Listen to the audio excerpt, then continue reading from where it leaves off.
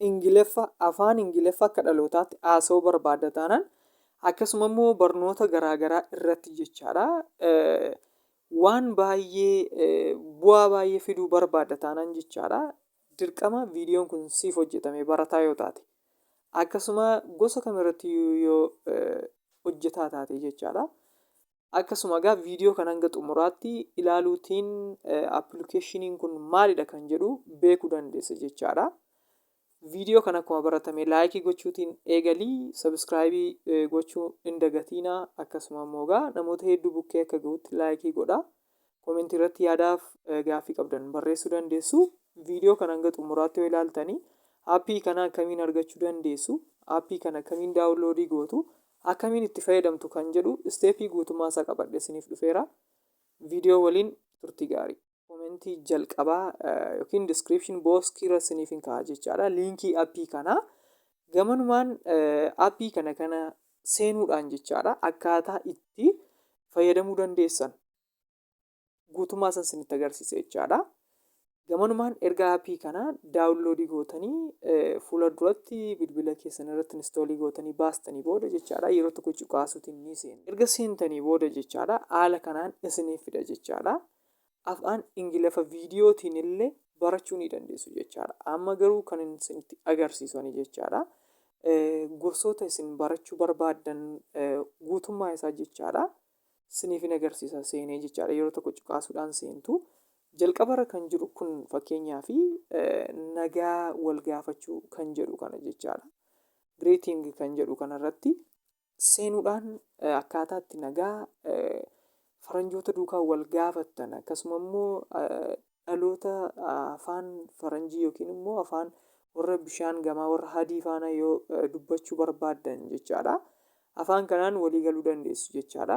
Guutummaa addunyaarra dhaloota jiran hunda duukaa haasa'uu dandeessu jechaadha. Ingiliffa kana xumurtaniinaan kana xumuruudhaaf immoo jechaadha baay'ee salphaadha. Conversation kan jedhu isa jalqabaa irratti cuqaastu yoo baay'ate jechaadha kana irra deddeebitanii shaakaltaniinaan torbee tokko keessatti jijjiirama guddaa fiduu dandeessu naa amanaa.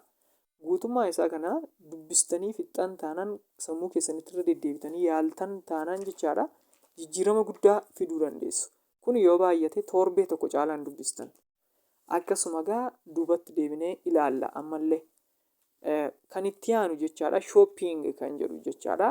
Akkuma argitanii bakka bittaaf gurgurtaattidha jechaadha. Kun kan baay'ee isin fayyadu lammaffaarra kan jiru kuni. Kanallee jechaadha akkuma baratame conversation jechuutiin seentu baay'ee salphaadha. Torbee tokko caalaa isinitti hin fudhatu. Kunillee akkuma argitan jechaadha. Bakka deemtan hundatti jechaadha. Fakkeenyaaf isin carraa biyyoota garaagaraa argachuu dandeessu hin beekamu jechaadha. Sanaaf yoo dhaabbata biyya alaa duukaa hojjechuu barbaaddan illee onlaayiniimaan jechoota garaagaraa fayyadamuudhaanii haala kanaan duukaa hojjechuu dandeessu jechaadha. Fakkeenyaaf kanneen akka Amaazoon hedduutu jiru jechaadha. Appworkii onlaayiniitiin kan hojjetan warroota akkasii faana hojjechuu dandeessu jechaadha. Afaan beekuu keessaniin tiraansleetii hojjechuu dandeessu. Akkasuma biizinees mataa keessaniis irratti hojjechuu dandeessu. Kanaaf kanallee jechaadha torbee tokko keessatti xumuruu dandeessu. Akkas jechuun torbee lama keessatti afaan Ingiliffa baay'ee fagaachuu dandeessu jechaadha. Kan jalqaba isinitti agarsiiseef kana xumurtan jechuun bu'aa guddaa isiniif qaba. Ammallee isinitti agarsiisaa duubatti deebinee jechaadha. Isteepitti aanu ilaalla jechaadha. Akkuma argitan jechaadha kunillee mana keessanitti odeessuu kan jedhu jechaadha mana keessatti.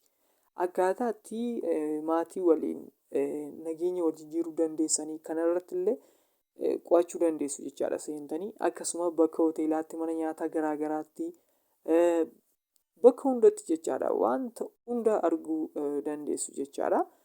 Nama haaraan wal baruu kana duukaallee ilaaluu dandeessu. Wanta hundi jechaadha barnoota irratti bakka fayyaa irratti hospitaala guutummaa guutuusaa jechaadha. Baay'ee of keessaa qaba waan ta'eef kana baratanii xumurtan taanaan ji'a 3 keessatti jechaadha afaan Ingiliffa naa amanaa akka dhalootaatti haasa'u. Aappiin kun aappii baay'ee itti yaadamee qophaa'edha. Appilikeeshinii kana daawunloodii gochuutiin jajjabeessaa irraa fayyadamaa. Chaanaalii kana sabiskiraayibii gochuu hin dagatinaa. Sababiin isaas wantoota isin fayyadan qofa asirratti dhiyeessina waan